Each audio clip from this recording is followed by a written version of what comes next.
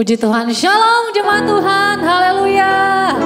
Puji Tuhan, damai di hati buat kita semua pagi hari ini. Kita bersuka cita, kita bersyukur bahwa kasih setia Tuhan, kebaikan Tuhan, rahmat Tuhan selalu baru setiap hari. Kita mengucap syukur pagi hari ini oleh anugerah Tuhan. Kita masih boleh bersama-sama bersekutu, beribadah, memuji, memuliakan Tuhan. Mari siapkan hati kita yang terbaik untuk Tuhan. Sama-sama kita berdoa. Tuhan yang mulia, Tuhan yang besar, Bapa yang kami panggil dalam nama Tuhan Yesus Kristus. Bersyukur Tuhan buat perbuatan Tuhan yang ajaib dalam kehidupan kami dan hati kami menyadarinya. Pagi hari ini kami bersyukur, kami bersuka cita, mengalami segala kedahsyatan Tuhan dalam kehidupan kami. Dan pagi hari ini Tuhan, kami berikan, kami kembalikan setiap pujian, syukur, hormat dan kemuliaan setinggi-tingginya kepada Allah kami yang hidup, Allah kami yang kudus, Yesus Kristus Tuhan kami. Berkati ibadah kami Tuhan, awal, pertengahan sampai kepada akhirnya. Biarlah Engkau yang dimuliakan, Engkau yang ditinggikan, nama Tuhan yang diagungkan. Dalam nama Tuhan Yesus kami berdoa. Haleluya. Amin. Puji nama Tuhan. Dalam hadirat Tuhan, jemaat Tuhan, kita mau sama-sama sembah Tuhan.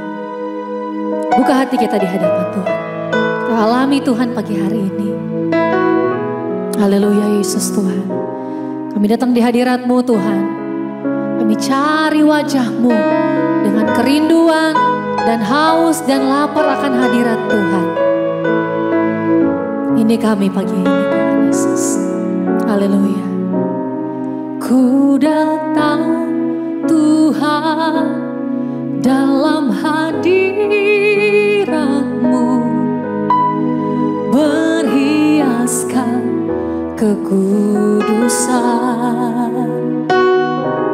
Seluruh surga sujud menyembah-Mu. Ku tersungkur dan berseru,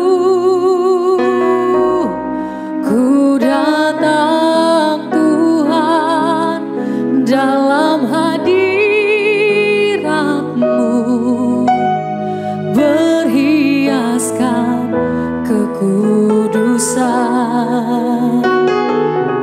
Seluruh surga sujud menyembah-Mu.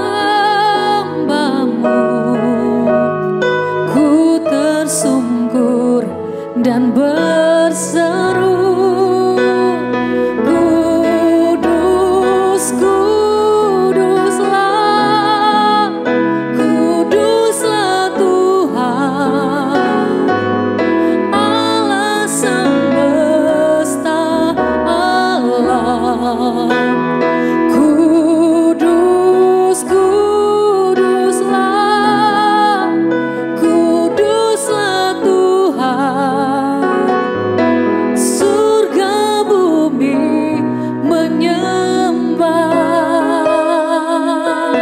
Dalam hadirat-Mu Tuhan, kerinduan kami cari hadirat-Mu Tuhan, kami cari hajat-Mu. Oh, kami masuk dalam hadirat-Mu Tuhan Yesus. Haleluya. Oh, ku datang Tuhan dalam hadirat-Mu, berhiaskan kekudusan. Seluruh surga sujud menyembah-Mu. Ku tersungkur dan berseru, kudus, kuduslah, kuduslah Tuhan, Allah semesta alam. Kudus, kuduslah, kuduslah Tuhan,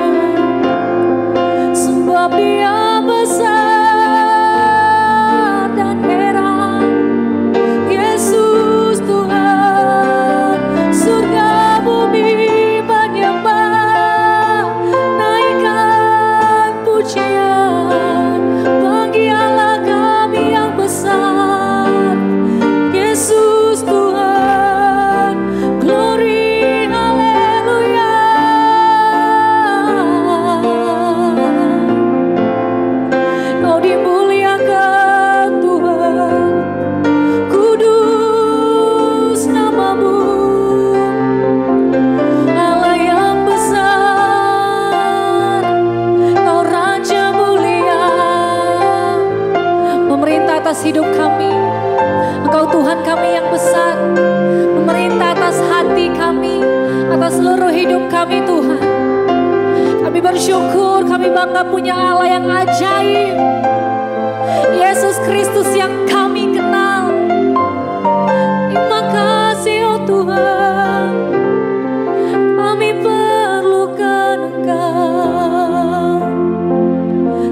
Kau yang kami nanti-nantikan Tuhan, setiap hari, bahkan setiap waktu hidup kami.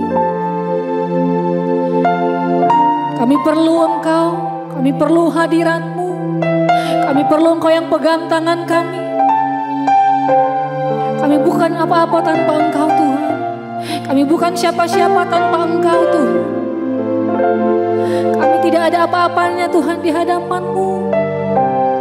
Namun Engkau layakkan kami untuk boleh menghampiri hadirat-Mu yang kudus, untuk boleh masuk dalam hadirat-Mu, menikmati kemurahan Tuhan, menikmati kasih Tuhan, menikmati kebaikan Tuhan. Terima kasih Tuhan Yesus.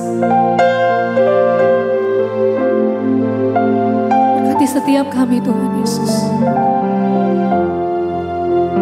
Haleluya. Ya Tuhan, tiap jam ku memerlukan-Mu.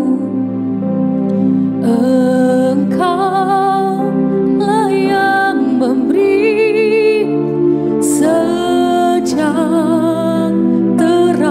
penuh.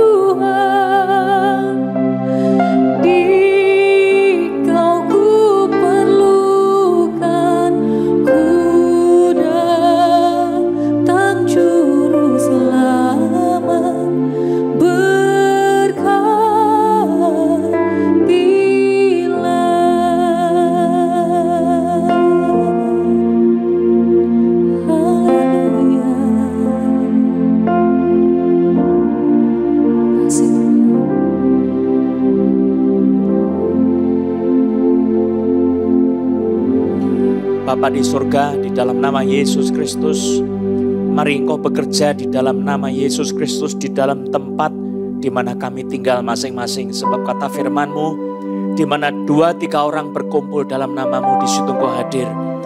Mari Tuhan ambil alih hidup kami, jamah kami Tuhan. Sebab segala sesuatu bisa terjadi hanya karena Engkau. Kalau bukan Tuhan, siapa yang bisa membangun rumah? Siapa yang bisa berjaga-jaga dan aman? Sebab jikalau kami mengawal kota sekalipun, kami akan kebobolan jikalau bukan Tuhan yang menolong, yang mengawal. Di dalam nama Yesus, mari di dalam nama Yesus bekerjalah Roh Kudus. Berkuasalah atas kami semua di dalam nama Yesus Kristus. Penuhkan tempat di mana kami tinggal dengan hadirat Tuhan Yesus, dengan hadirat Allah di dalam nama Yesus. Berkuasa atas kami semua di dalam nama Yesus Kristus. Beri hati yang haus, lapar akan Tuhan, lapar akan firman Tuhan. Sedemikian sehingga setiap perkataan firman Tuhan Engkau hidupkan dalam hati kami, berkuasa dalam nama Yesus Kristus. Sehingga setiap perkataan firman-Mu Tuhan Yesus menjadi api dalam hati kami, menjadi kuasa yang dahsyat, membakar hati kami, memberi iman, mencelikan mata hati kami, membuat kami percaya kepada firman Tuhan. Sebab jikalau bukan Tuhan yang membukakan firman-Mu, tidak ada yang bisa mengerti ya Tuhan. Sepandai-pandainya kami adalah orang yang bodoh di hadapan Tuhan. Ya Bapa di surga, dalam nama Yesus, mari penuhi hati kami dengan kerinduan akan Engkau dan Roh Kudus bekerjalah.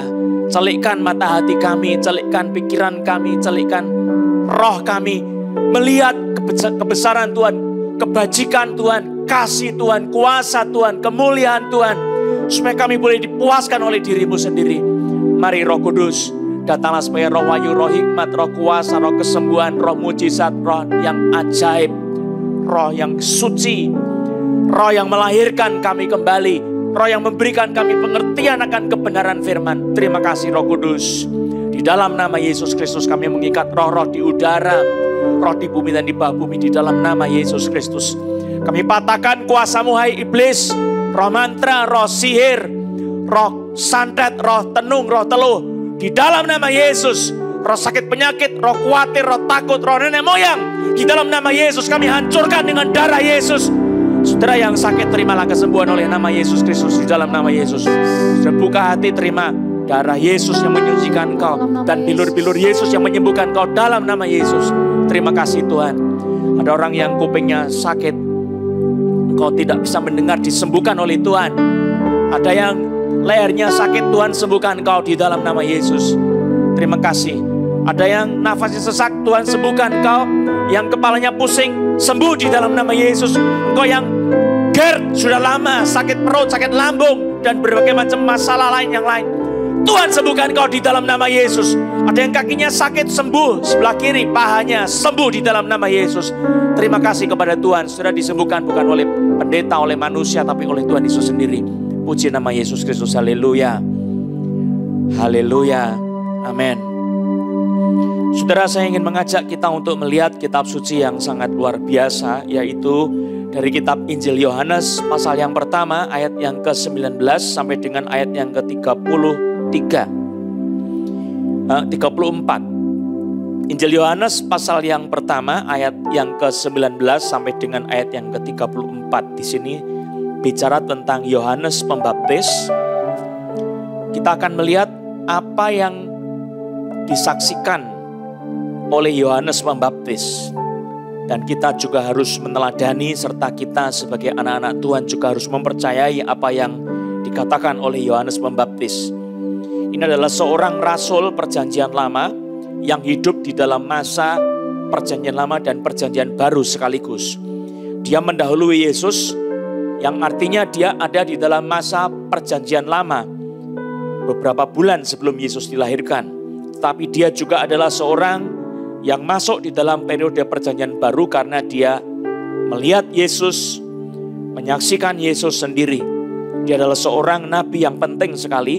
Mari kita melihat Injil Yohanes 1 ayat yang ke-19 sampai dengan ayat 34. Saya akan baca. Dan inilah kesaksian Yohanes ketika orang Yahudi dari Yerusalem mengutus beberapa imam Dan orang-orang Lewi kepadanya untuk menanyakan dia, "Siapakah engkau?" Ia mengaku dan tidak berdusta katanya, "Aku bukan Mesias." Lalu mereka bertanya kepadanya, "Kalau begitu siapakah engkau? Elia?"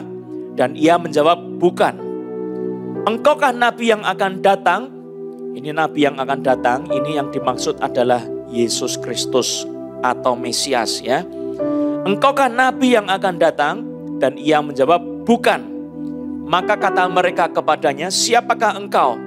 Sebab dikatakan, "Siapakah engkau?" Sebab kami harus memberi jawab kepada mereka yang mengutus kami. Saudara, ada orang yang sakit lambung, saudara disembuhkan sekarang oleh mujizat Tuhan. Terimalah kesembuhan itu dalam nama Yesus. Roh gangguan GERD, pergi dalam nama Yesus. Jadilah sembuh oleh nama Yesus. Haleluya. Engkau terima dengan iman di dalam nama Yesus. Saya bacakan sekali lagi ayat yang ke-22. Maka kata mereka kepadanya, "Siapakah engkau? Sebab kami harus memberi jawab kepada mereka yang mengutus kami." "Apakah katamu tentang dirimu sendiri?" Jawabnya, "Akulah suara orang yang berseru-seru di padang gurun. Luruskanlah jalan Tuhan, seperti yang telah dikatakan Nabi Yesaya."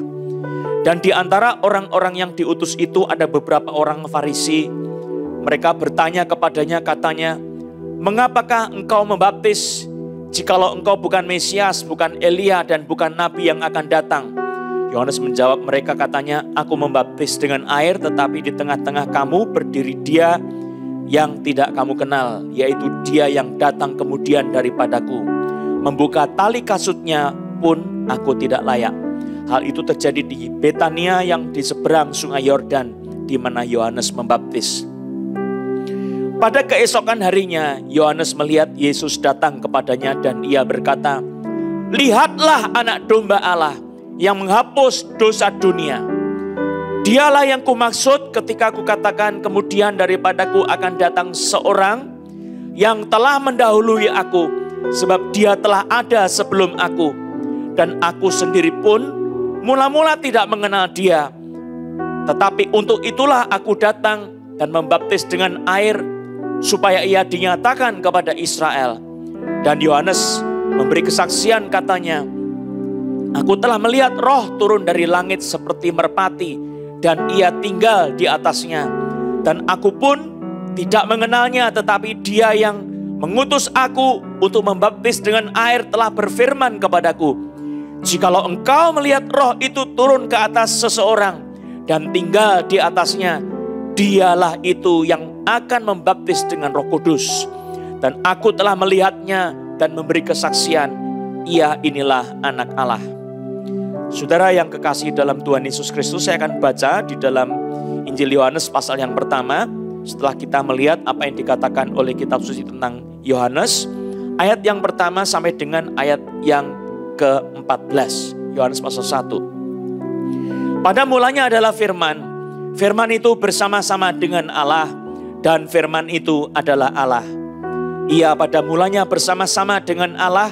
Segala sesuatu dijadikan oleh Dia, dan tanpa Dia tidak ada sesuatu pun yang telah jadi dari segala yang telah dijadikan. Dalam Dia ada hidup, dan hidup itu adalah terang manusia. Terang itu bercahaya di dalam kegelapan, dan kegelapan itu tidak menguasainya. Datanglah seorang yang diutus Allah, namanya Yohanes. Ia datang sebagai saksi untuk memberi kesaksian tentang terang itu, supaya oleh dia semua orang menjadi percaya. Ia bukan terang itu, tetapi ia harus memberi kesaksian tentang terang itu. Terang yang sesungguhnya, yang menerangi setiap orang, sedang datang ke dalam dunia.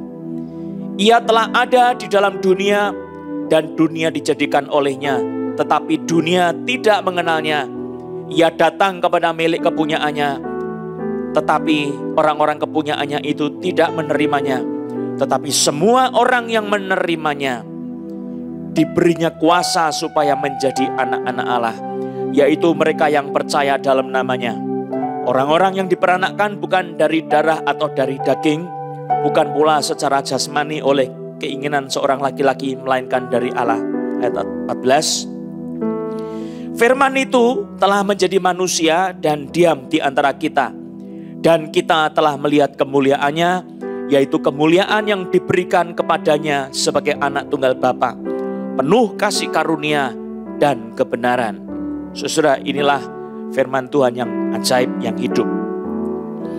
Saudara-saudara, kalau kita membaca di dalam kitab suci tentang Yohanes Pembaptis, saudara, dia adalah seorang nabi yang sangat penting sekali, sebab dia adalah nabi yang pertama menunjuk secara publik di depan orang banyak siapakah pribadi Mesias itu. Dia berkata kepada orang-orang banyak di dalam firman Tuhan ayat yang ke-29, lihatlah anak domba Allah. Dia menunjuk dengan suara berseru-seru, lihatlah anak domba Allah. Semua mata memandang kepada orang yang ditunjuk oleh Yohanes. Dan dia berkata, anak domba Allah itu adalah Mesias. Saudara, satu konsep yang revolusioner di dalam pikiran orang-orang tidak terduga. Bahwa Mesias di dalam pikiran Yohanes secara sederhana digambarkan dengan kata anak domba Allah. Saudara, kalau melihat dikatakan lihatlah anak domba Allah yang menghapus dosa dunia. Saudara, seluruh dosa dunia dihapuskan oleh anak domba Allah. Saudara, ini satu konsep yang sangat penting, yang revolusioner.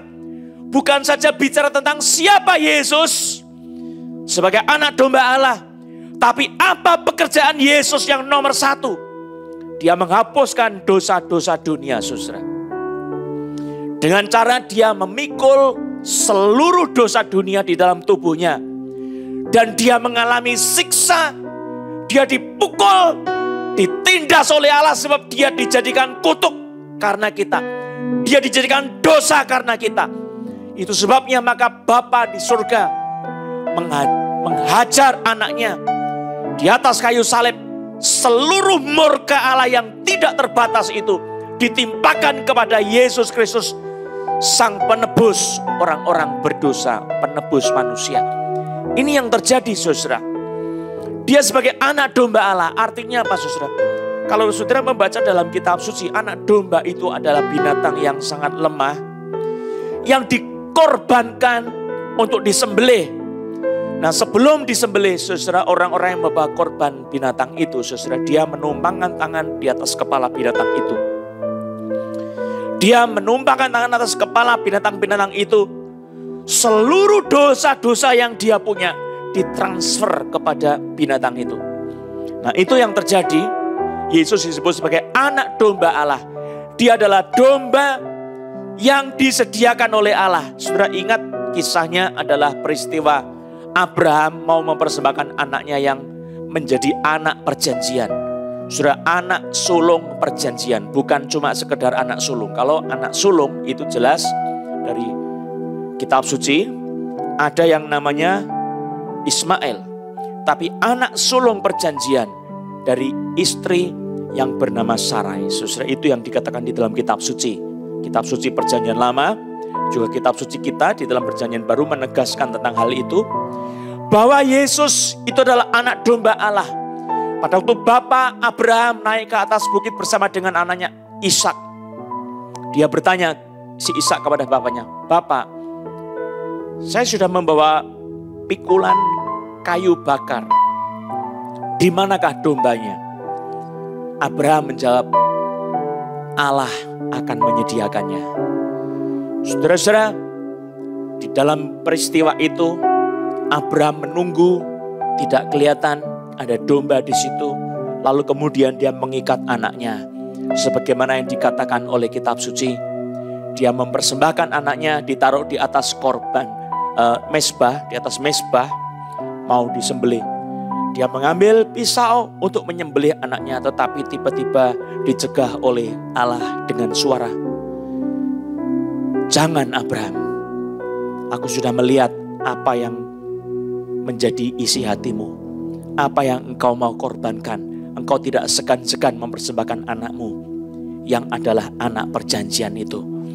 Maka kemudian Abraham melihat di situ ada seekor domba yang tanduknya tersangkut. Di situ binatang itu diambil oleh Abraham. Dan ini adalah domba yang dipersembahkan menggantikan anaknya Ishak. Saudara, Tuhan itu, kalau saudara memperhatikan di dalam kitab suci, ada ibadah-ibadah mempersembahkan korban. Di dalam perjanjian lama sangat banyak sekali. Setiap orang yang berbuat dosa harus mempersembahkan korban. Binatang mesti disembelih. Di mana konsep utama, pikiran utama dari mempersembahkan korban ini, saudara? Ini adalah satu konsep yang penting sekali. Yang mana Tuhan menyediakan anak domba untuk disembelih menggantikan kondisi kita yang harusnya disembelih, saudara. Dosa yang membuat kita harus dihukum, tetapi Yesus datang sebagai anak domba Allah untuk menghapus dosa-dosa dunia. Dengan cara dia memikul semua dosa-dosa dunia di dalam tubuhnya. Dan dia menanggung segala siksa karena dosa-dosa itu. Maka Yohanes pada saat dia melihat Yesus Kristus, dia adalah saksi yang menunjuk kepada Yesus. Lihatlah anak domba Allah yang menghapus dosa dunia. Seluruh orang-orang banyak secara serentak kaget. Sebab konsep ini, saudara, berarti secara langsung Yesus disebut sebagai Mesias, anak domba Allah, yang pekerjaan utamanya adalah menghapus dosa-dosa dunia. Nah, saudara-saudara, coba saudara ingat di dalam kitab suci. Murid-murid Yesus untuk mengerti bahwa Yesus itu harus dikorbankan di atas kayu salib, itu pun sangat susah sekali.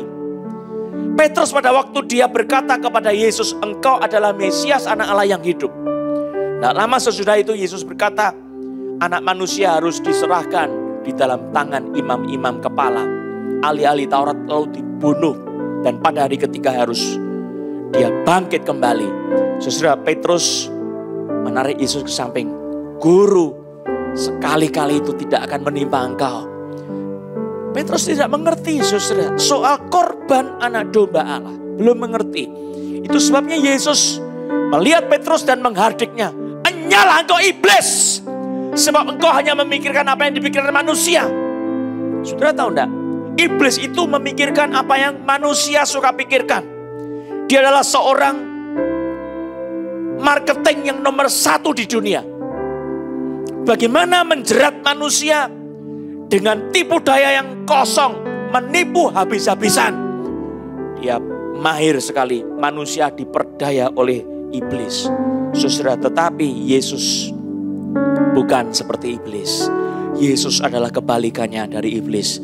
Yesus datang untuk memberikan nyawanya menjadi tebusan bagi banyak orang. Yesus bilang apa? Pencuri datang untuk mencuri, membunuh dan membinasakan. Tetapi aku datang supaya kamu mempunyai hidup dan mempunyainya dalam segala kelimpahan. Saudara-saudara, Yohanes adalah nabi pertama di dalam perjanjian lama yang secara langsung menunjuk kepada Yesus di depan publik orang-orang banyak. Dan dia membuat sebuah muatan tentang Mesias sebagai anak domba Allah yang menghapus dosa dunia. Ini adalah satu gelar yang sangat penting. Dia berkata, dialah yang kumaksud ketika ku katakan, kemudian daripadaku, ayat yang ke-30, akan datang seorang. Daripadaku, kemudian dikatakan, akan datang seorang yang telah mendahului aku. Saudara, kalau melihat ini kata-kata yang Yohanes katakan, seorang yang mendahului aku, telah mendahului aku, sebab dia telah ada sebelum aku. Coba saudara selidiki. Yohanes itu dilahirkan oleh Ibu Elisabet, adalah istri daripada Sakaria. Dalam bulan yang ke-6, Tuhan memanggil Maria setelah Elisabet. Jadi kira-kira selisihnya 6 bulan, saudara. Dengan Yesus. Lebih tua siapa? Adalah lebih tua Yohanes Pembaptis. Jadi sepupuan, saudara. Tetapi Yohanes yang lebih tua dari Yesus bilang apa? Kemudian daripadaku akan datang seorang yang telah mendahului aku, sebab dia telah ada sebelum aku. Wow. Dia mengaku Yesus lebih berumur daripada dia. Ini apa? Dia menunjuk kepada praeksistensi Yesus Kristus. Saya ulang, ini menunjuk kepada praeksistensi Yesus Kristus. Sebelum Yesus ada di bumi, dia sudah lebih dulu datang ke dalam dunia. Dia sudah ada sebelum aku. Saudara, kalau kita lahir, apakah sebelum kita lahir itu kita sudah ada? Sebelum saudara lahir kan saudara dikandung di perut ibu 9 bulan ya. Ada yang nekat 10 bulan ya. Ada yang keluar dulu baru 8 bulan sudah keluar dulu. Ada yang nekat lagi saudara 6 bulan sudah keluar dan masih hidup, puji Tuhan. Saudara, tetapi kalau sebelum dikandung apakah saudara sudah ada? Di Alkitab dijelaskan bahwa kita itu diciptakan di dalam kandungan ibu kita. Jadi kejadian kita itu dahsyat, itu Mazmur saudara. Jadi saudara mulai ada itu di dalam kandungan ibu. Tetapi kalau Yohanes mengatakan dia telah ada sebelum aku, itu pasti dia menunjuk pada Yesus yang punya keberadaan sebelumnya. Nah, ini yang saya mau ajak kita untuk melihat. Ayat 30 yang kita pelajari bersama-sama saudara. Di ayat ini Tuhan Yesus sudah memiliki praeksistensi. Saya ingin saudara betul-betul memahami tentang praeksistensi Yesus. Mari kita lihat di dalam kitab suci ayat yang ke-15. Ayat yang ke-15. Yohanes memberi kesaksian tentang dia dan berseru, inilah dia yang kumaksudkan ketika aku berkata, kemudian daripadaku akan datang dia yang telah mendahului aku, sebab dia telah ada sebelum aku. Nah, ini tentang Yesus. Jadi ayat 30 dikatakan, dialah yang kumaksud ketika aku katakan, kemudian daripadaku akan datang seorang yang telah mendahului aku, sebab dia telah ada sebelum aku. Jadi ayat 15 dan 20, ayat 30 itu satu pengertian yang menyatu bahwa Tuhan Yesus itu sudah ada sebelum Yesus. Saudara, mari kita lihat bagaimana kesaksian kitab suci. Ayat yang ke-1 dan 2. Yohanes Rasul, ini beda dengan Yohanes Pembaptis ya. Rasul Yohanes, murid Yesus. Dia memberi kesaksian tentang Yesus. Pada mulanya adalah firman, ayat 1. Pada mulanya adalah firman. Firman itu bersama-sama dengan Allah. Jadi antara firman dengan Allah itu berbeda karena dia bisa bersama-sama. Dan firman itu adalah Allah. Nah, ini penjelasan yang lebih jauh bahwa firman yang berbeda dengan Allah, ternyata firman itu adalah Allah. Allah yang di dalam perjanjian lama, Yohanes juga percaya, Tuhan Allah kita itu Esa. Nah, ini berarti antara Allah yang dikatakan firman itu bersama-sama dengan Allah, ini tentu Allah Bapa. Dan firman itu adalah Allah, ini bicara tentang keilahian daripada firman. Itu berarti antara Yesus sebagai firman dan Allah Bapa harus dibedakan. Tetapi kedua-duanya menjadi satu kesatuan, yaitu sebagai Allah yang sama. Wah, ini rahasia yang besar.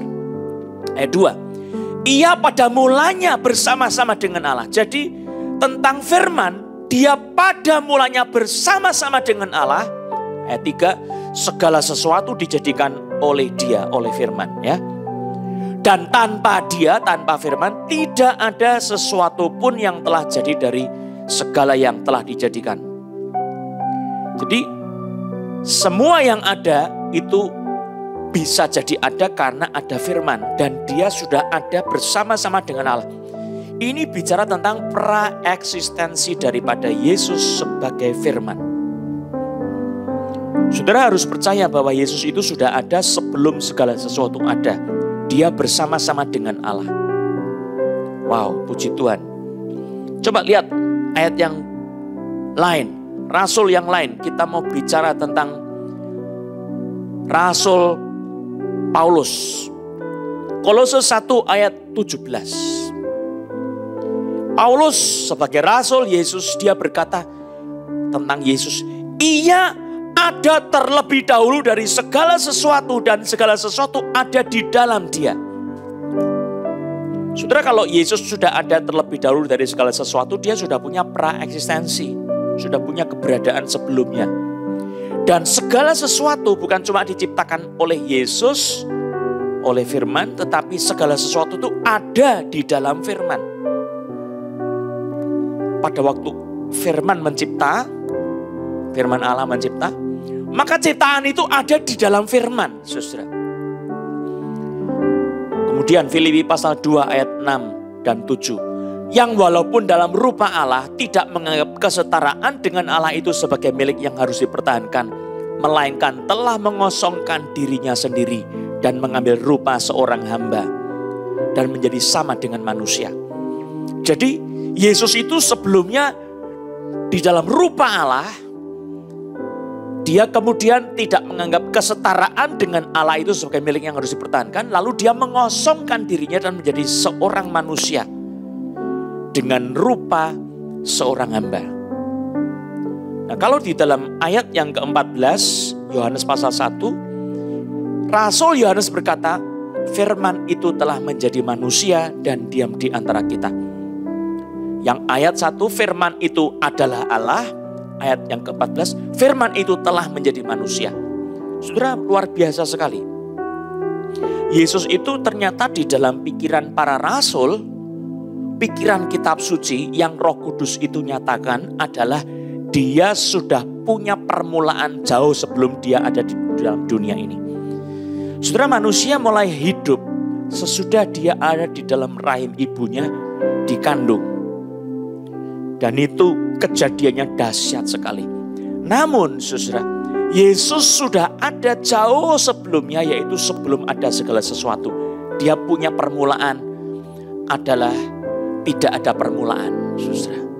Tidak ada permulaannya.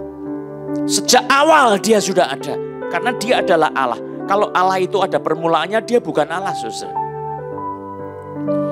Namun karena dia adalah permulaan segala sesuatu, maka Yesus mengklaim dirinya sendiri dengan cara yang ajaib. Coba saudara buka di dalam kitab Wahyu pasal 1 ayat 17 dan 18. Yohanes Rasul, dia menceritakan penglihatannya. Ayat 17. Wahyu pasal 1. Ketika aku melihat dia, tersungkurlah aku di depan kakinya. Sama seperti orang yang mati. Tetapi ia meletakkan tangan kanannya di atasku lalu berkata, jangan takut. Aku adalah yang awal dan yang akhir dan yang hidup. Aku telah mati, namun lihatlah aku hidup sampai selama-lamanya. Dan aku memegang segala kunci maut dan kerajaan maut. Saudara, ini satu hal yang luar biasa. Yesus mengaku dirinya sebagai yang awal dan yang akhir. Jadi semua itu pasti mulainya dari Tuhan, dari Allah pencipta langit dan bumi. Dia mengaku akulah yang awal dan yang akhir. Semuanya akan kembali kepada Allah. Wow. Saudara, engkau berasal dari Yesus. Keberadaanmu dari Yesus. Dunia ini dengan segala isinya berasal dari Yesus. Dan semuanya akan kembali kepada Yesus.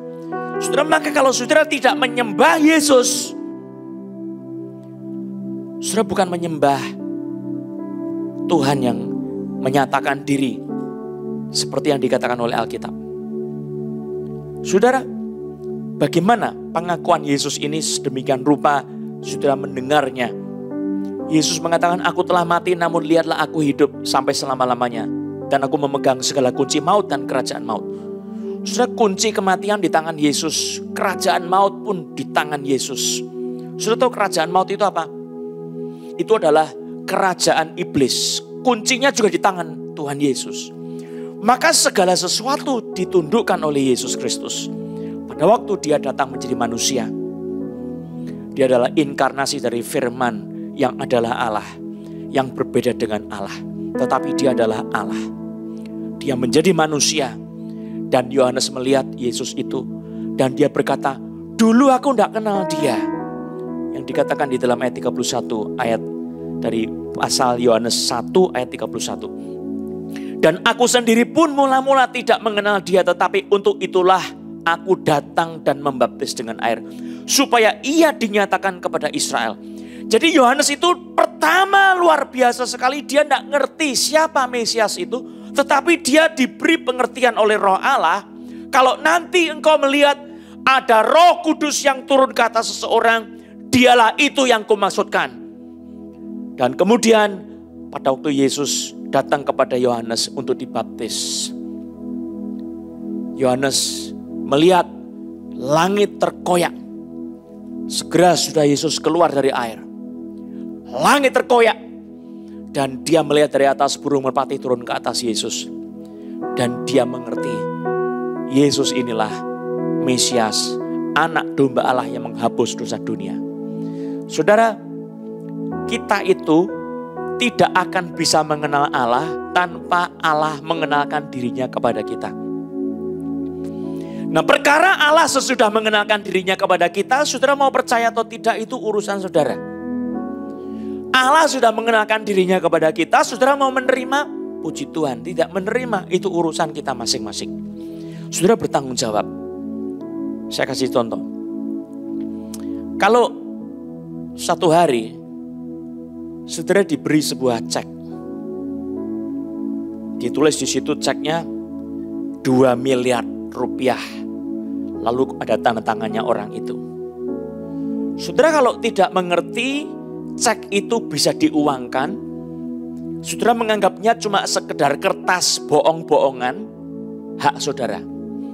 Tapi kalau saudara percaya bahwa itu betul-betul cek yang asli, tertera 2 miliar, saudara punya kemampuan untuk mengubah hidup saudara menjadi seorang yang diberkati dengan uang 2 miliar.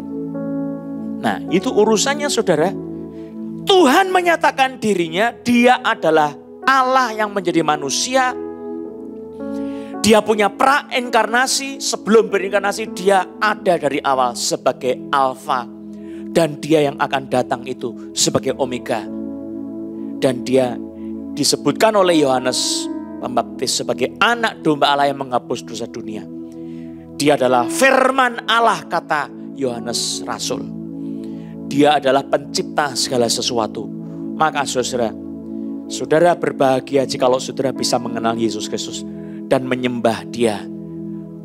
Bertobat kembali kepada Yesus itu adalah satu sukacita yang besar sekali. Maka saya ingin mengatakan, datanglah kepada Yesus. Kalau saudara dibukakan hatinya oleh Roh Kudus, Tuhan menolong saudara mengerti kitab suci, berbahagialah.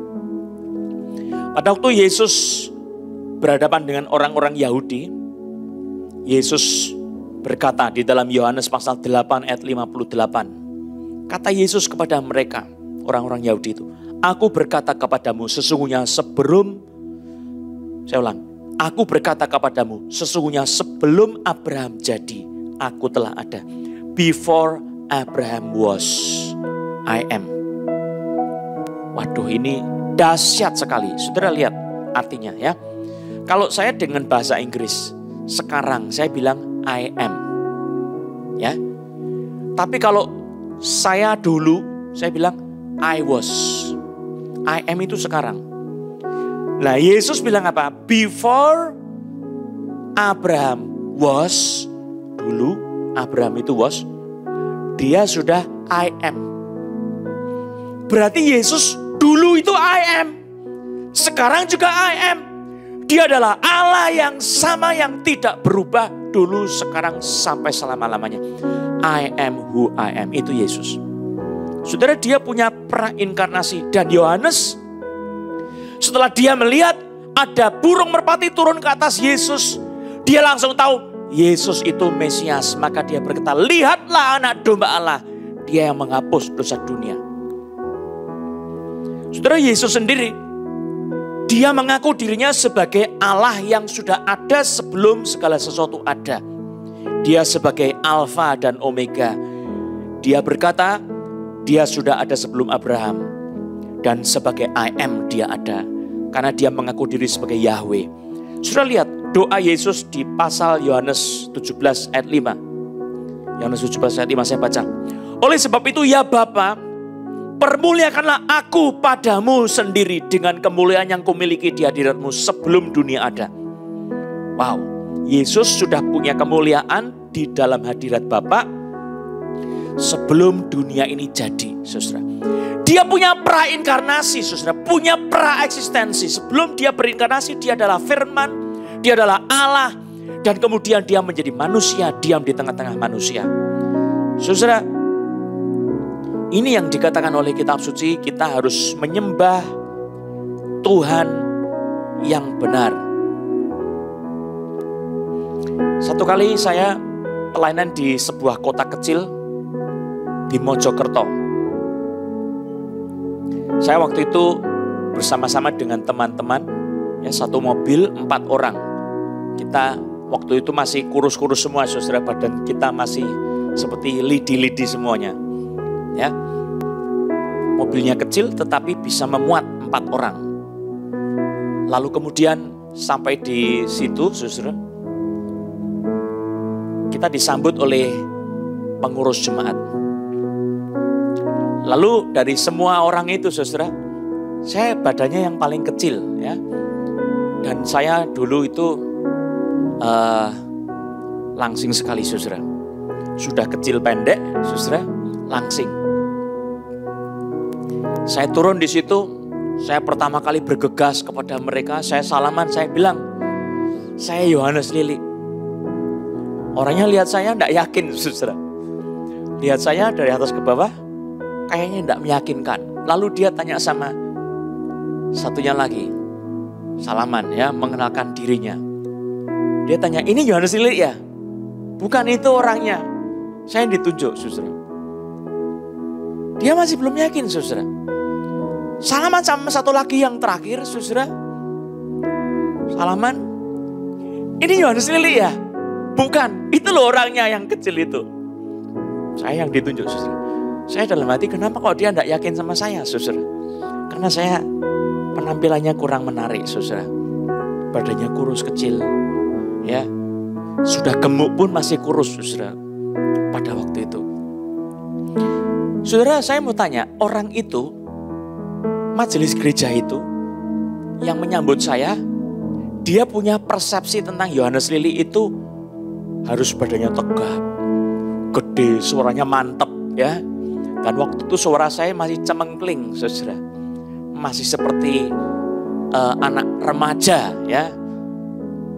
Dan rambut saya itu jambul tinggi. Nah, sekarang tidak ada jambulnya, saudara. Sudah berkurang banyak sekali.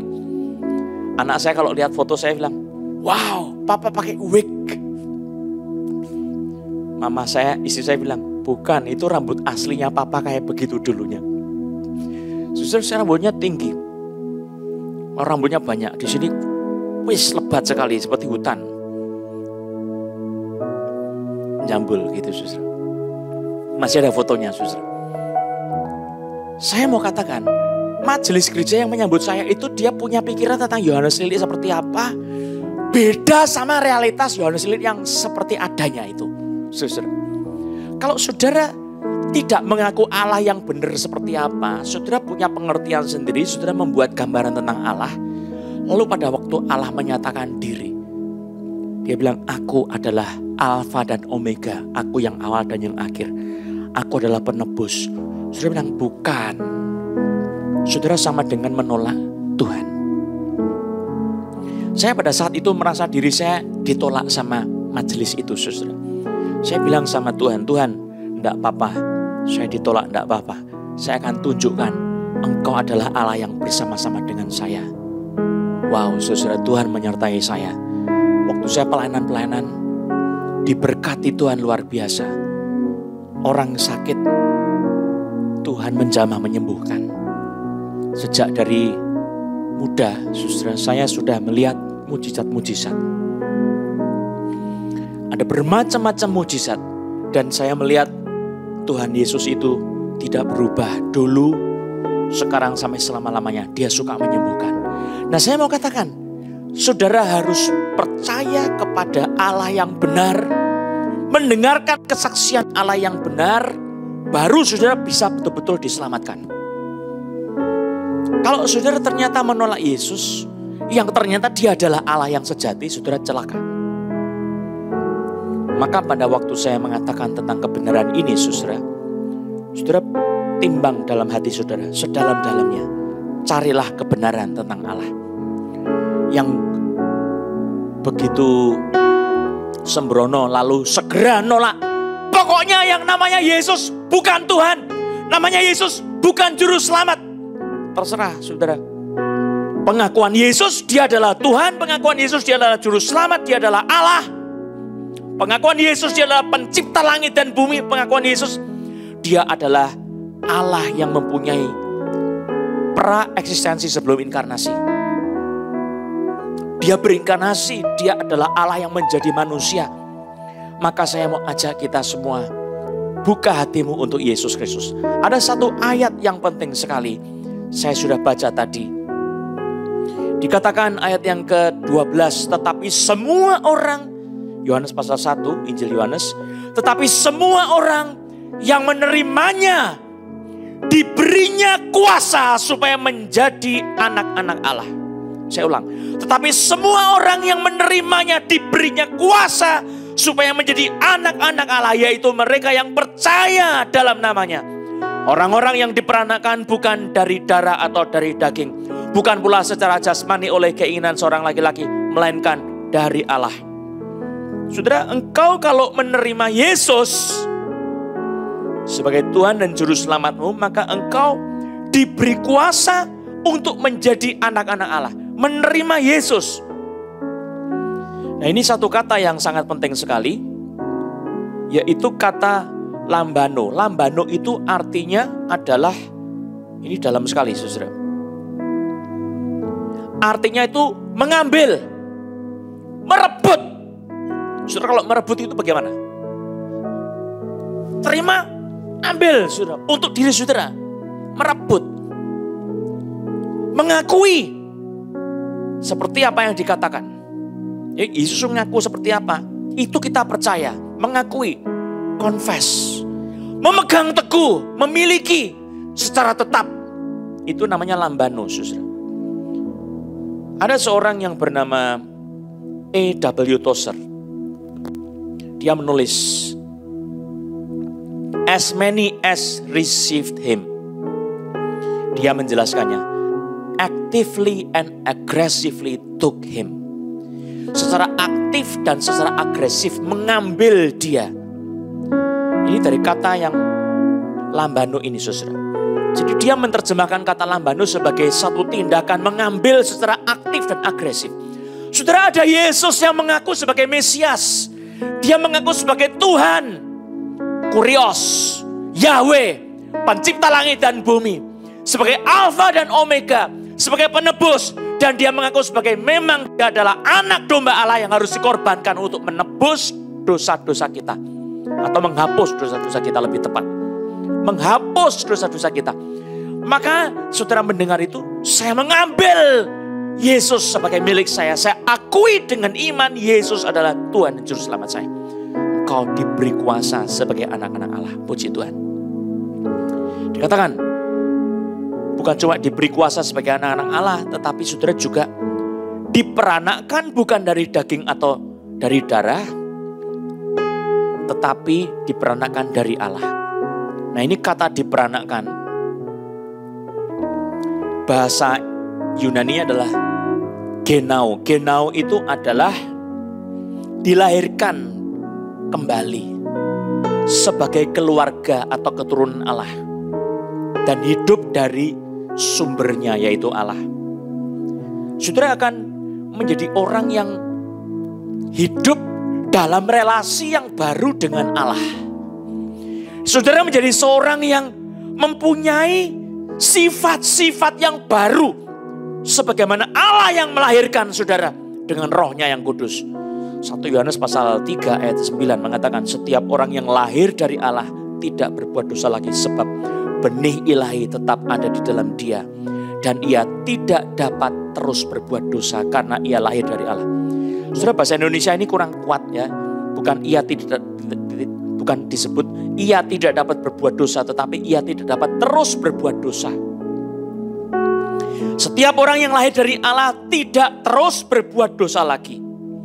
Jadi dia akan berhenti dari kebiasaan dosa karena apa? Dia dilahirkan kembali. Saudara yang tidak pernah bisa mengalahkan dosa, engkau belum dilahirkan kembali. Kalau engkau sudah dilahirkan kembali, engkau bisa mengalahkan kebiasaan dosa. Di ayat ini dibilang 1 Yohanes 3 ayat 9, setiap orang yang lahir dari Allah tidak terus berbuat dosa lagi. Itu terjemahan yang tepat. Bukan tidak berbuat dosa lagi, tidak terus-menerus berbuat dosa lagi.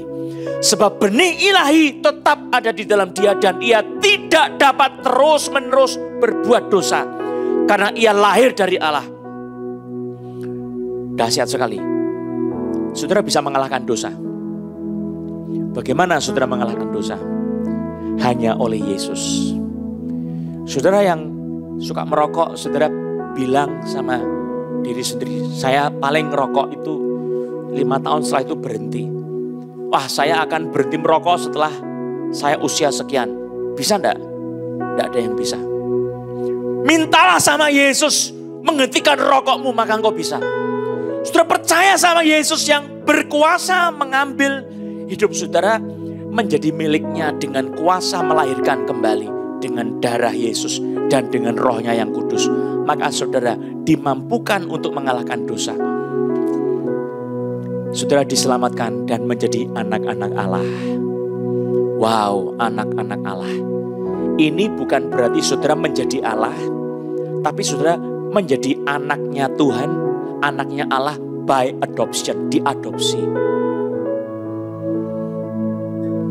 Diadopsi menjadi anak-anak Tuhan. Apa keistimewaannya orang diadopsi? Saudara punya waris. Hartamu adalah di surga. Karena Allah tempatnya di surga. Rumahmu bukan di sini. Maka saya mau tanya, sudahkah engkau memiliki harta di surga itu? Apakah engkau adalah anak Allah? Atau engkau masih menjadi anak-anak kegelapan, anak-anak dunia ini?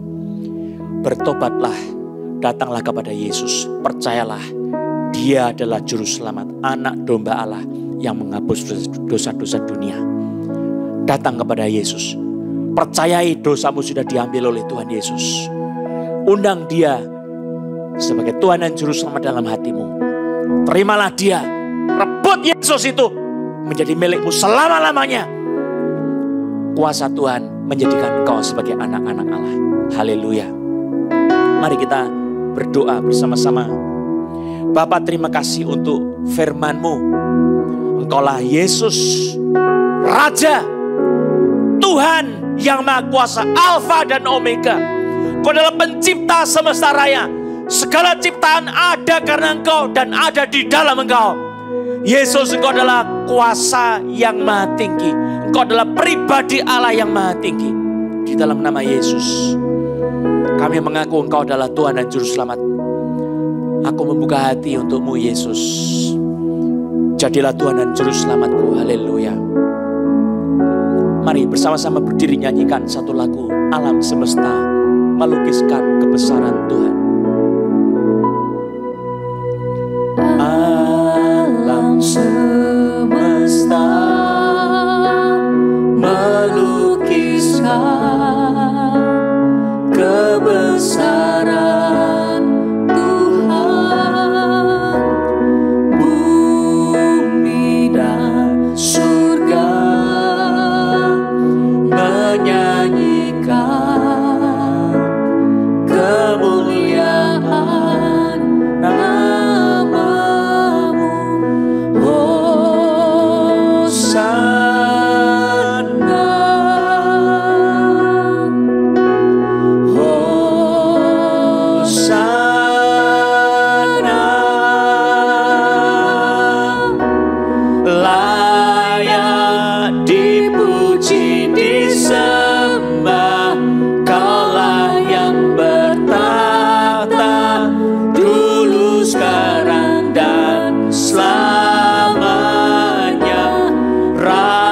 Raja atas segala raja, namamu besar termulia. Kornya nyanyikan. Layak dipuji disembah, Kaulah yang bertata dulu, sekarang dan selamanya. Raja atas segala raja, namamu besar termulia. Namamu besar, namamu besar termulia, namamu besar termulia.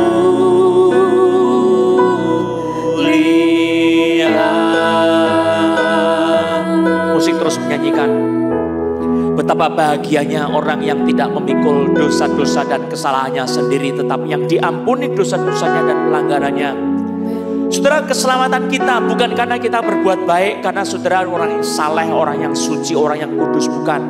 Tetapi keselamatan kita adalah karena saudara dan saya menerima pengampunan dosa, sehingga seluruh hutang dosa kita dibayar, lunas penghukumannya. Dan kebajikan yang semestinya kita terima itu bukan layaknya kita, tetapi Tuhan Yesus memberikan kebenarannya kepada kita. Saudara diselamatkan adalah karena kebenaran Yesus. Saudara diselamatkan karena dosamu ditanggung oleh Yesus. Dan kebenaran Yesus menjadi milik kita. Saudara, bagaimana kebenaranmu sudah dipulihkan oleh Yesus Kristus, atau engkau masih belum punya kebenaran? Kebenaran saudara hanya bisa dipulihkan oleh Yesus Kristus. Karena kebenaran yang menyucikan kita. Karena kebenaran itu yang membuat kita dipandang oleh Bapa di surga, layak untuk masuk ke dalam kerajaannya. Apakah saudara kira orang boleh masuk surga dengan badan yang kotor? Apakah saudara kira bahwa saudara boleh masuk surga dengan jerih payah saudara berbuat baik? Apakah saudara kira saudara boleh tinggal selama-lamanya di surga dengan jasa-jasa saudara? Saudara, bukan jasamu engkau masuk surga, hanya jasa Yesus Kristus, anak domba Allah. Kebenarannya menjadi kebenaran kita.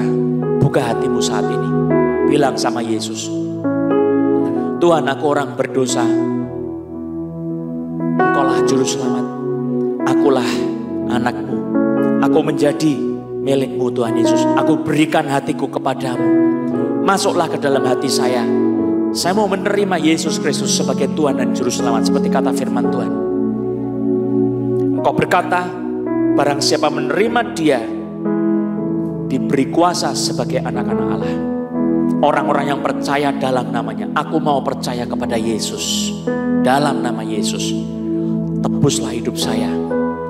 Engkaulah Yesus, anak domba Allah, telah menanggung segala dosa-dosaku, telah memikul segala penyakitku di dalam tubuhmu. Terima kasih Tuhan Yesus. Untuk selama-lamanya aku adalah milik Tuhan Yesus. Haleluya. Sekarang saya mau berdoa buat saudara yang sakit lemah tubuh. Mari arahkan hatimu kepada Tuhan. Buka hatimu kepada Tuhan Yesus.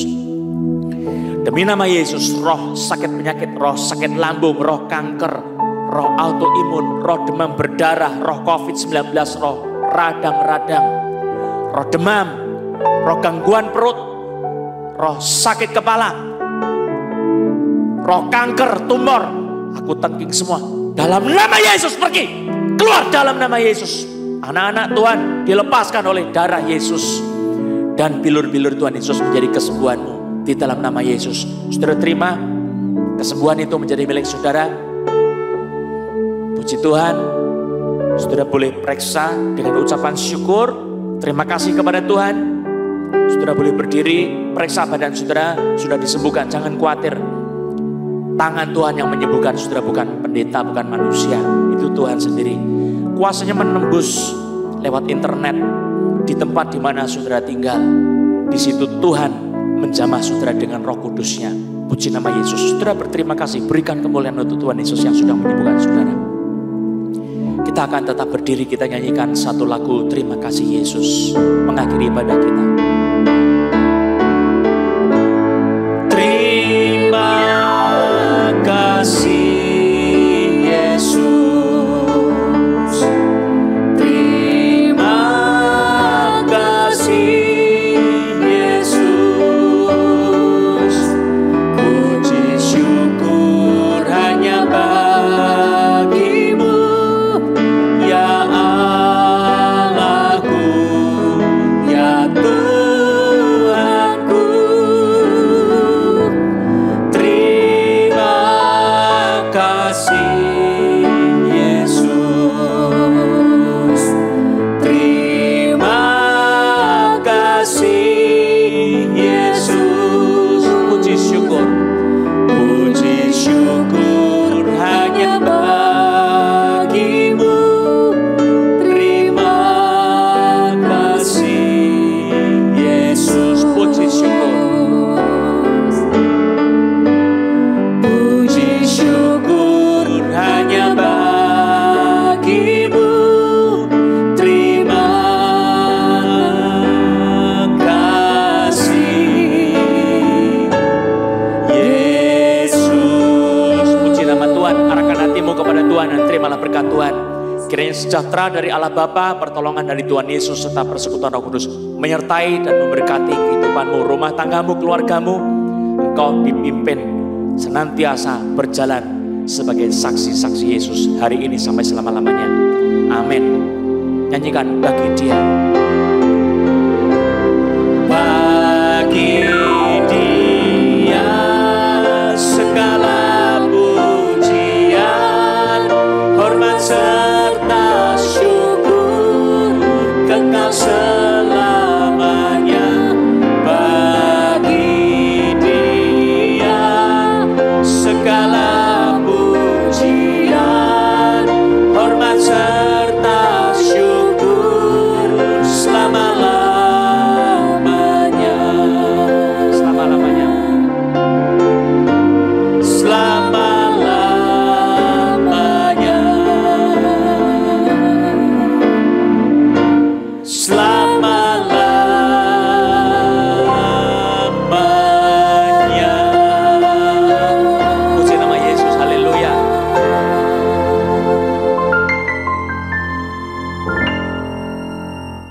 Saudara, setiap Selasa kita ada mujizat Yesus untukmu pada jam 6 sore. Kemudian setiap Sabtu lewat Zoom ada mujizat Yesus untukmu, pelayanan doa, kesembuhan dan kuasa mujizat bagi orang-orang yang sakit. Setiap Sabtu jam 5 sore melalui Zoom. Tuhan Yesus memberkati.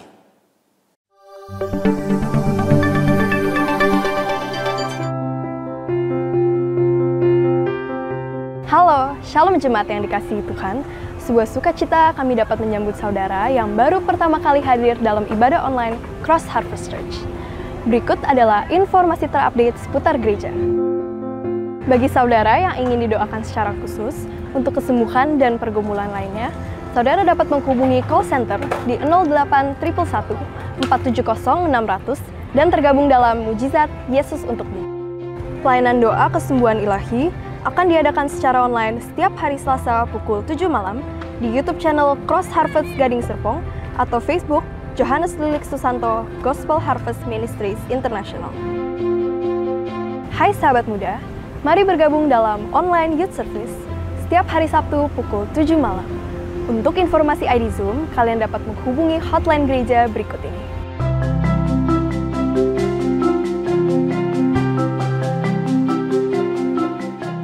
Siapkan hati kita untuk menyambut Sunday Celebration. Ibadah online akan diadakan setiap hari Minggu pukul 9.30 pagi.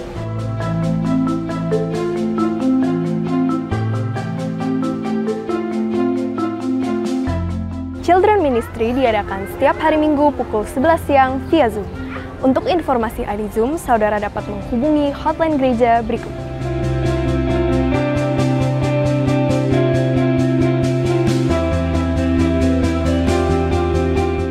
Bersyukur untuk setiap berkat dan penyertaan Tuhan. Bagi saudara yang ingin memberikan persembahan, persepuluhan, ucapan syukur, atau untuk pelayanan misi, saudara bisa transfer ke rekening gereja di bawah ini.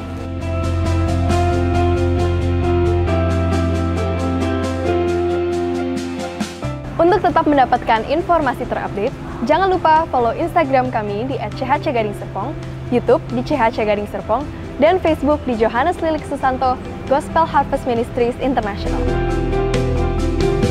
Hati yang gembira membuat muka berseri-seri, tetapi kepedihan hati mematahkan semangat. Demikian informasi yang dapat saya sampaikan. Saya Jenis Andreas, pamit undur diri.